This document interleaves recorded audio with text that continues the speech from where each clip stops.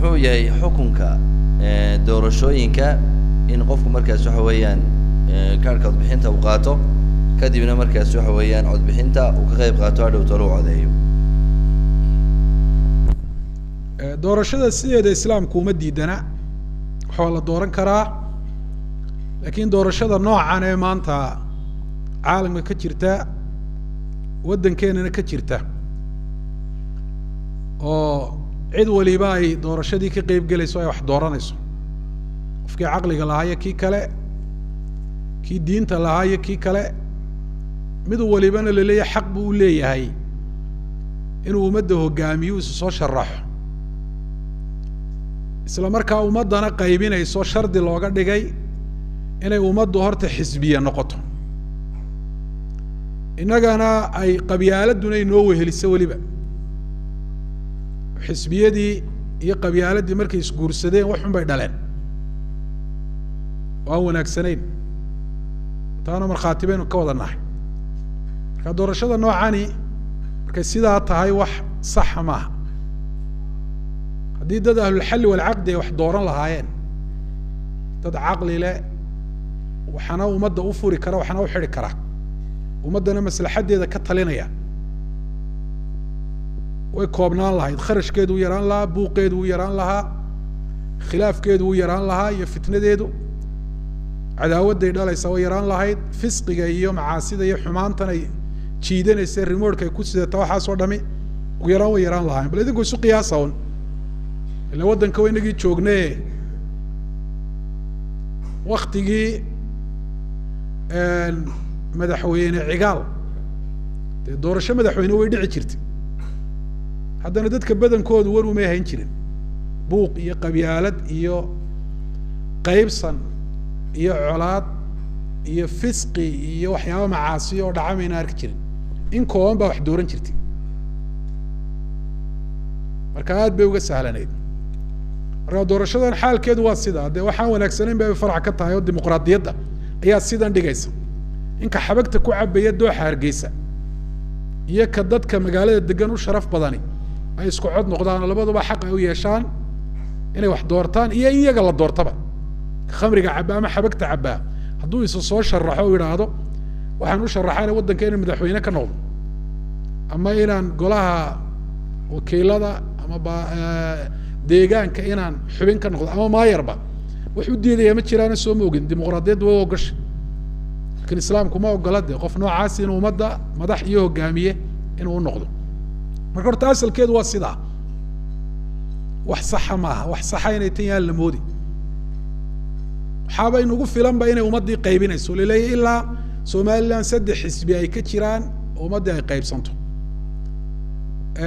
dimuqraadiyadii ma jirto doorasho sixina ma jirto xisbiyadana waynu ognay ummadda say u qaybinayaan guriga qura laga yaabaa in dadkii degan ay isu cadhoodaan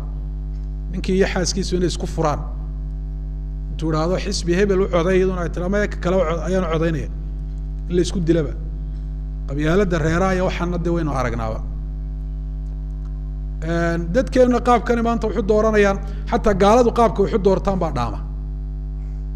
gaaladu iyagu gaala diin la-aan gaalay u yihiinba laakiin qofkay dooranayaan xagga adduunyadooday ka eegaan iyagu inuu xagga adduunyada dan uga yahay in kale inagu diinna ma eegno adduunyana ma eegno waxaa quree dadka badankooda ay eegaya waa maxay yaa reer hebela khalaas waxaa is soo sharaxay oo dhan keebaad isku qolatiin buu qofku ka dhex eegaya ka ugu liita adduunya isagu ugu ridaya hadhowna naartiisa ama dabkiisa qofka koobaada ku gubanaya waa isaga ayaa ka qaylinaya dadku wixii iyagu ay gacmahooda ku keeneen ayay ka qaylinayaan oo hadhow toole xumaanahooda ay sheegayaan dadkana had iyo jeer siduu camalkoodu yahay baa madaxdooduna ay noqotaa sida ilahay uhi wakadalika nuwalli bacda dhaalimiina bacdan bima kanuu yagsibuun markii la weydiiyey acmash sulaymaan ibnu mihraan imaamkii la odhan jiray maxaad maqashay culimadu iyagoo aayaddaa ku fasiraya wuxuu yihi samictum yaquuluun idaa fasada annaasu wulliya calayhim shiraaruhum waxaan maqlay iyagoo leh dadku haddii ay xumaadaan waxaa madax looga dhigaa kuwooda u sharka badan maanta amar waaqiciya bay noqotay waa tan kusoo gebagabeynayey wixii de waa wax jira doorashadu waa taa jirta wax adigu aad maanta diidi kartid ama aad meesha ka saari kartid oo odhan kartid tanaa ka fiicane tan ha lagu bedelo ama tanaan ku bedelayaana maaha alamru lwaaqic bay noqotay mar haddii alamru lwaaqic noqotay haddii dadka is soo sharaxaya ay isku mid yihiin wax isdhaamaba aanay jirin wax kuu geynayaa ma jiro inaad gashay wax kugu khasbayaa toona ay faa'iide ay keenaysaa baan jirinba iyadoo xumaaneedana wadata laakiin haddii ay timaaddo laba qof oo mid uu xun yahay midna uu wanaagsan yahay hadday soo sharaxaan maalan mid gaala gaalnimada lagu yaqaano murtada is soo sharaxay iyo mid muslimnimadiisu ay suganta mid faasiqoo fisqiga lagu yaqaan iyo xumaanta iyo mid dhaama mid khaa'in ahoo ummadda waxeedu aanu ka baxsanayn iyo mid ammaano lagu yaqaan xaaladdaasoo kale akhafu dararayn qofku wuu samayn karaa yaani labaduba dee saynu sheegnay asalka wixii asalkiiba baan hagaagsanayn laakiin dee haddii laba dhibaato ay kuu gudboonaadaan tayar ayaa la irtikaabaa lagu dhacaa si taweyn looga badbaado shiici baa soo sharaxay iyo mid ahlu sunna dee intuu shiici madax ku noqon lahaa ka ahlu sunna a dooro ama gaal iyo muslim